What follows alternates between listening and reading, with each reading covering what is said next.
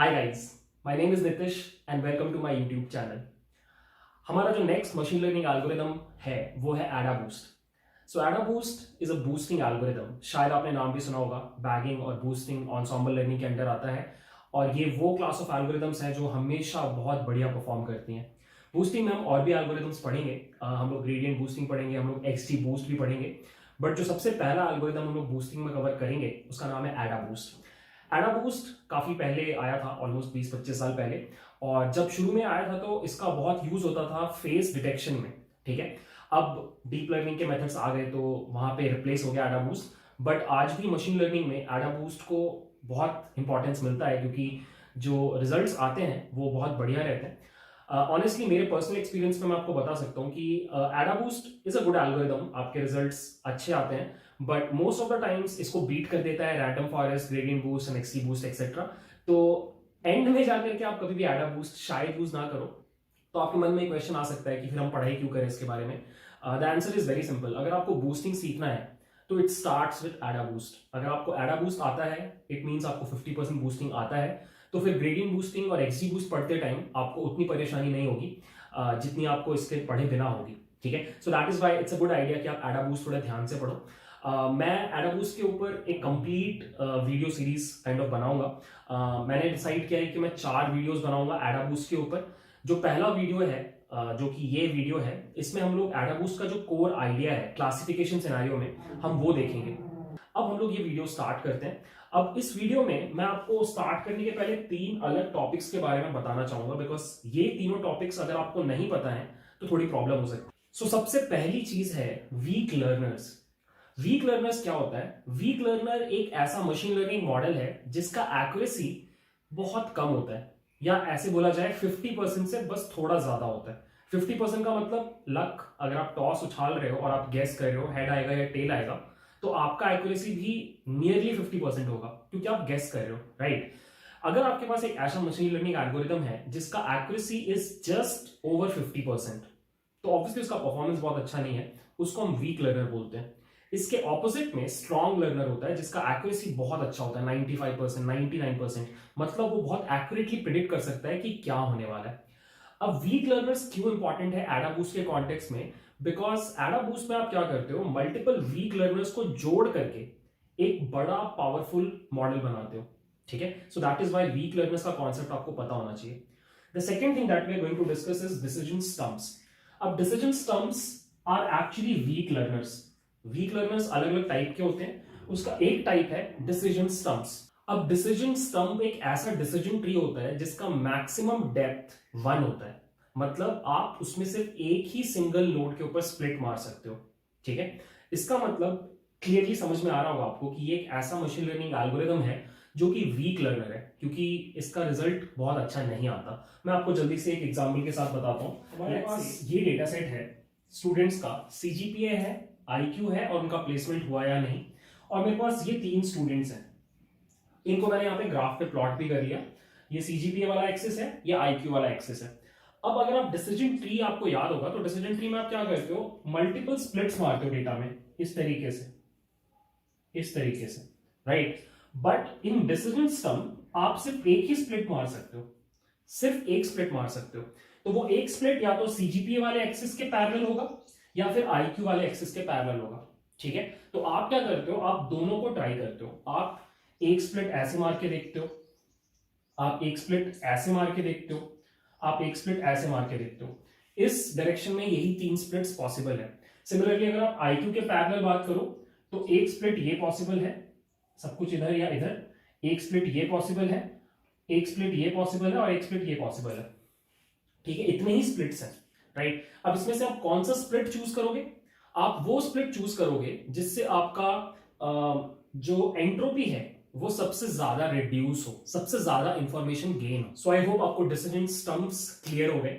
अब आपके दिमाग में एक क्वेश्चन आ सकता है कि हमने डिसीजन स्टम्प्स क्यों पढ़ा। इसका रीजन ये है कि एडाबूस्ट में ऑल्दो आप कोई भी वीक लर्नर यूज कर सकते हो, किसी भी एल्गोरिदम को आप यूज कर सकते हो, आप इवन न्यूरल नेटवर्क्स को भी यूज कर सकते हो, बट 99% टाइम्स जब भी आप देखोगे कि कोई एडाबूस्ट यूज कर रहा है वो इंटरनली कौन सा वीक लर्नर यूज करेगा? Decision stump. इनफैक्ट हम भी इस पूरे के पूरे 4 वीडियोस की सीरीज में डिसीजन स्टम्प को अपना वीक लर्नर बना के चलेंगे, क्योंकि सबसे बढ़िया रिजल्ट्स उसी से आते हैं। और उससे भी ज्यादा इंपॉर्टेंट पॉइंट, हमारा जो एल्गोरिथम कर रहा होता है वो इंटरप्रिटेशन हमें तुरंत देखने को मिलता है, तुरंत समझ में आता है कि हो क्या है। तो ये दो रीजंस की वजह से मोस्टली आप डिसीजन स्टम्प यूज करोगे एडाबूस्ट के अंदर, ठीक है। Now the last point before starting, +1 and -1। So generally आप जब भी किसी मशीन लर्निंग एल्गोरिथम के साथ काम करते हो क्लासिफिकेशन सिनेरियो में, तो आपके बाइनरी क्लासिफिकेशन में आपके क्लासेस 1 और 0 होते हैं, बट यहां पर एडाबूस्ट में वो क्लासेस +1 और -1 है। पॉजिटिव पॉइंट्स +1 होते हैं और नेगेटिव पॉइंट्स -1 होते हैं, 0 नहीं होते, -1 होते हैं। क्यों होता है थोड़ी देर में आपको समझ में आ जाएगा।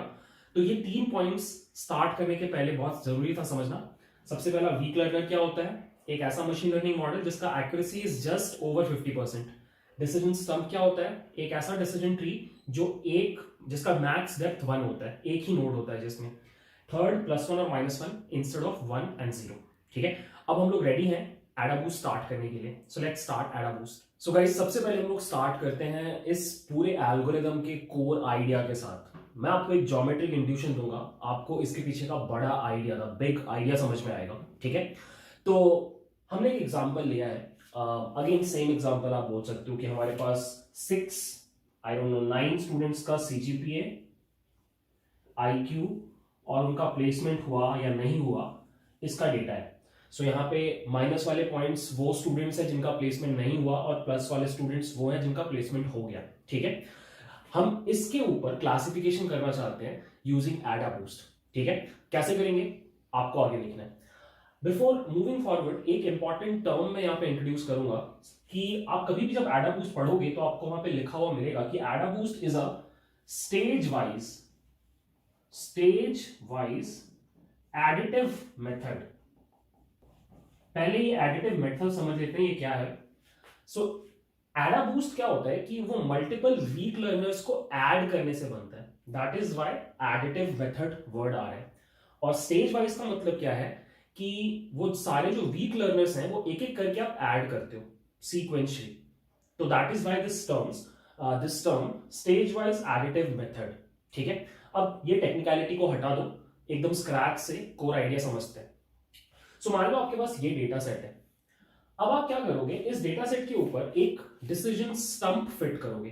कौन सा डिसीजन स्टंप? अलग अलग डिसीजन स्टंप्स हो सकते हैं, जैसे ये एक हो सकता है, ये हो सकता है, ये भी हो सकता है, ये भी हो सकता है, कोई भी हो सकता है, बहुत सारी पॉसिबिलिटीज हैं। आप वो डिसीजन स्टंप फिट करोगे जिसको यहां पे लगाने से आपका एंट्रोपी में सबसे ज्यादा रिडक्शन हो, ठीक है। मान लेते हैं कि वो ये था, दिस वन। सो आपने एक डिसीजन स्टंप क्रिएट किया, जिसको क्रिएट करने से आपके डेटा में इस तरीके से स्प्लिट पड़ा। This is the split. Same data set को मैंने यहां पे बनाया है, और यहां पे आप देखो कि ये वो लाइन है जो आपके डेटा को काट रही है, यही वो डिसीजन स्टंप है जो आपके डेटा को काट रहा है। और ये आपके दो रीजन है, ये छोटा वाला पॉजिटिव रीजन है और ये बड़ा वाला नेगेटिव रीजन है। अब ठीक है, ये पहला डिसीजन स्टंप अपना काम कर गया, बट अगर आप इसके रिजल्ट्स को एनालाइज करोगे तो आप नोटिस करोगे कि यहाँ पे 3 पॉइंट्स हैं जो इनकरेक्टली क्लासिफाइड है। बेसिकली ये 3 प्लस वाले पॉइंट्स जो रेड रीजन में है, इनको होना कहां पे चाहिए था? ब्लू रीजन में, राइट। तो अब आप क्या करोगे कि फर्स्ट वाला जो डिसीजन स्टंप है उसका काम तो हो गया।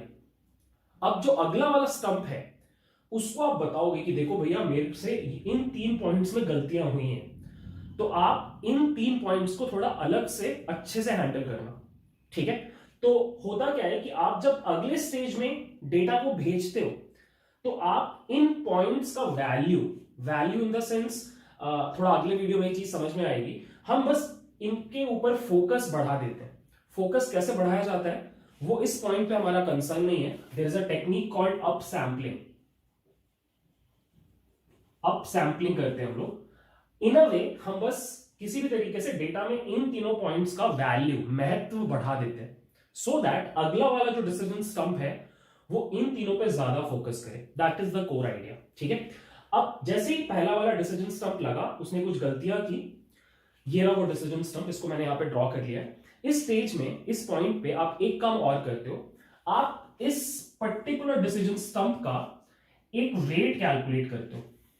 वेट कैलकुलेट क्या होता है कि फाइनली जब पूरा मॉडल तैयार हो जाएगा तो एंड में प्रिडिक्शन करने के टाइम इस पर्टिकुलर मॉडल का कितना से होगा, इस डिसीजन स्टंप का कितना से होगा। यहां पर बूस्टिंग से, यहां पे बैगिंग से थोड़ा अलग है बूस्टिंग। बैगिंग में क्या होता है कि आपके सारे बेस क्लासिफायर्स बराबर होते हैं, मतलब सभी को मैं 1 का वेट देता हूं। इट्स लाइक डेमोक्रेसी, सभी बराबर है, कितना भी अमीर है कितना भी गरीब है वो बराबर है। ऐसा होता है बैगिंग में, बट बूस्टिंग में ऐसा नहीं होता है। बूस्टिंग में क्या होता है कि डिपेंडिंग ऑन आपका performance on the data set, आप कितनी सही कर रहे हो, कितनी गलतियां कर रहे हो, उसके बेसिस पे आपको एक वेट असाइन होता है। और एंड में जब आप प्रिडिक्शन करने जाते हो तो इस वेट के हिसाब से ही इस वाले मॉडल का से होगा प्रिडिक्शन करने के टाइम। आई होप आपको समझ में आ रहा है, नहीं तो थोड़ी देर बाद समझ में आ जाएगा। एनीवेज, अब हम स्टेज 2 स्टार्ट कर रहे हैं। स्टेज 2 में डेटा में हमने थोड़ा सा चेंज किया है। क्या चेंज किया है? इन पॉइंट्स को अप सैंपल कर दिया है, मतलब डेटा में इनका महत्व हमने बढ़ा दिया, वैल्यू बढ़ा दिया, इंपॉर्टेंस बढ़ा दिया। अब सेकेंड स्टेज में हमने फिर से एक डिसीजन स्टंप लगाया। फिर से अलग अलग डिसीजन स्टंप्स बन सकते थे, बट इस बार जो डिसीजन स्टंप सबसे ज्यादा रिडक्शन दे रहा है एंट्रोपी में वो है ये वाला, ये वर्टिकल स्प्लिट इस जगह से। ठीक है, यहां पर ये रेड पॉइंट है बाय द वे, तो ये स्प्लिट सबसे बढ़िया रिजल्ट दे रहा है। ठीक है, तो इसको मैंने यहां पे ड्रॉ कर दिया। ये हमारा सेकंड बेस मॉडल है, ये हमारा सेकंड वीक लर्नर, हमारा सेकंड डिसीजन स्टंप है। ठीक है, अब अगर आप ध्यान से देखो तो इस बारी इस वाले स्टंप ने इन तीनों पॉइंट्स को तो सही से क्लासिफाई किया जो यहां पे मिस क्लासिफाइड थे, बट इसने अपनी कुछ गलतियां कर दी। ये देखो, ये दोनों रेड पॉइंट्स को रेड रीजन में होने के बदले अब ये ब्लू रीजन में है, तो ये भी गलती है। तो फिर से आप यहां पे दो काम करोगे। पहला काम क्या करोगे, इन दोनों पॉइंट्स को अप सैंपल करके अगले स्टेज में भेजोगे। ठीक है, और सेकेंड पॉइंट क्या होगा कि डिपेंडिंग ऑन इसका परफॉर्मेंस आप इसके लिए अल्फा 2 कैलकुलेट करोगे। अल्फा 2 क्या है? सेकेंड वाले डिसीजन स्टंप का weightage in the overall model. And में जब प्रिडिक्शन करना होगा तो अल्फा 2 ये बताएगा कि सेकेंड वाला डिसीजन स्टंप को कितना से मिलता है। अगर इसने बहुत अच्छे से यहां पे प्रिडिक्शन किए होते तो अल्फा बहुत हाई होता, अगर इसके प्रिडिक्शंस बहुत खराब है तो ये अल्फा बहुत लो होगा। सिंपल सी बात है, राइट। नेक्स्ट, अब हम आएंगे स्टेज 3 में। अब स्टेज 3 में आप देखो, ये दोनों को हमने अप सैंपल कर दिया है। ठीक है, जिसकी वजह से फिर से आप नोटिस करो कि एक ऐसा डिसीजन स्टंप बना जिसने इन दोनों पॉइंट्स को तो करेक्टली क्लासिफाई किया, बट उसने 3 और गलतियां की, राइट। तो अब फिर से आप यहां पे दो काम करोगे। पहला काम क्या करोगे, अल्फा 3 कैलकुलेट करोगे। डिपेंडिंग ऑन इस पर्टिकुलर मॉडल के परफॉर्मेंस पे आप अल्फा 3 निकालोगे। और फिर अगर आपके पास और ज्यादा स्टेजेस हैं, मतलब अगर आपने और ज्यादा बेस मॉडल्स यूज करने हैं, तो फिर से इन 3 पॉइंट्स को अप सैंपल करके नेक्स्ट स्टेज में भेजोगे। बट हम और ज्यादा नहीं कर रहे, आई गेस आपको आइडिया समझ में आ गया। हम 3 ही मॉडल्स का एडा बूस्ट बना रहे हैं, तो हमारा काम यहां पे खत्म हो गया। अब अगर इस पॉइंट पे आप समझो तो आपके पास क्या क्या है। आपके पास है तीनों बेस मॉडल्स, तीनों डिसीजन सम्स आपके पास है, और उन तीनों का अल्फा 1, अल्फा 2 और अल्फा 3 आपके पास है। अब आपको क्या करना है, इन तीनों को जोड़ देना है। ठीक है, और वो जोड़ने का फॉर्मूला क्या है? बहुत सिंपल, वो फॉर्मूला है ये। आप अपने पहले वाले डिसीजन स्टंप को बोल सकते हो h1x। इस नोटेशन में आप लिख सकते हो बिकॉज एट द एंड कोई भी मशीन लर्निंग एल्गोरिथम जो होता है वो एक मैथमेटिकल फंक्शन होता है। इस फंक्शन को हम h बोल रहे हैं, हाइपोथेसिस फंक्शन, और x हमारा इनपुट है, प्लस h2x प्लस h3x, और यही है मेरा ओवरऑल एडा बूस्ट वाला फंक्शन। बस एक लास्ट चीज, यहां पे आप इस वाले फंक्शन को मल्टीप्लाई करोगे अल्फा 1 से, इसको अल्फा 2 से, और इसको अल्फा 3 से। और एक लास्ट चीज और, आप इस पूरी चीज का साइन निकाल दोगे। मतलब इस पूरी चीज को जोड़ने के बाद अगर आपको पॉजिटिव चीज मिल रही है तो आपका आंसर होगा +1, और अगर नेगेटिव चीज मिल रही है तो आपका आंसर होगा -1। सो बेसिकली यहां पर आप साइन कैलकुलेट कर रहे हो, and this is the function, this is the function. ठीक है, अब मैं आपको एक प्रिडिक्शन करके दिखाता हूं। ठीक है, अब मान लो किसी ने मेरे से पूछा कि ये एक स्टूडेंट है जिसका CGPA है 7.5 और इसका IQ है 81, यू हैव टू टेल कि इसका प्लेसमेंट होगा कि नहीं। तो अब आप क्या करोगे, आप आप इस 7.5 81 को पहले यहां पे लाके प्लॉट करोगे, ये मान लो यहां पे आया, ठीक है। तो इस मॉडल के हिसाब से इस बंदे का प्लेसमेंट नहीं होना चाहिए, तो आ जाएगा -1। फिर आप इस पॉइंट को इस डिसीजन ट्री पे प्लॉट करोगे, तो वो आया यहां पर, तो ये बोल रहा है हो जाएगा।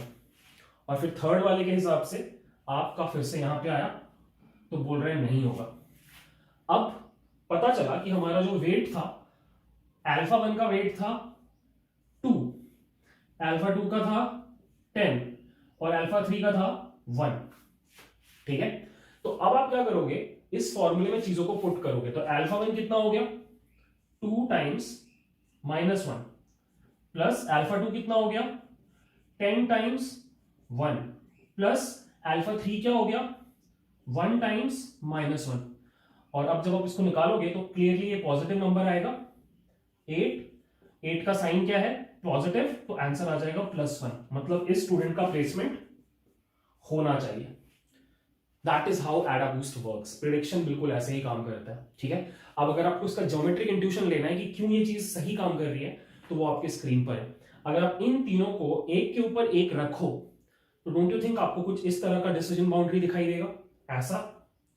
और अब इस डेटा को देखो, यहां पर अगर आप सोचो तो आपको उसी तरह का डिसीजन बाउंड्री, कुछ इस तरह का डिसीजन बाउंड्री ही चाहिए था, जहां पे ये ब्लू रीजन होता और ये रेड रीजन होता। यही आपका बेस्ट क्लासिफिकेशन होता, राइट। और ये तीन को यूज करने से एग्जैक्टली ये चीज बन रही है। ऑब्वियसली आप और जितना ज्यादा मॉडल्स ऐड करते जाओगे, उतना ये एल्गोरिदम परफेक्शन की तरफ जाएगा। बट या this is the entire geometric intuition of this algorithm. I hope मैं आपको समझा पाया। अब इसी चीज को हम लोग डिटेल में पढ़ेंगे स्टेप बाय स्टेप, जैसे कि ये वेट कैसे कैलकुलेट हो रहा है ये हमें नहीं पता, ये अप सैम्पलिंग कैसे हो रही है ये भी हमें नहीं पता। तो ये कुछ की क्वेश्चंस जो बच गए हैं उनको हम थोड़ी देर में नेक्स्ट वीडियो में डिस्कस करेंगे। Thanks for watching, bye.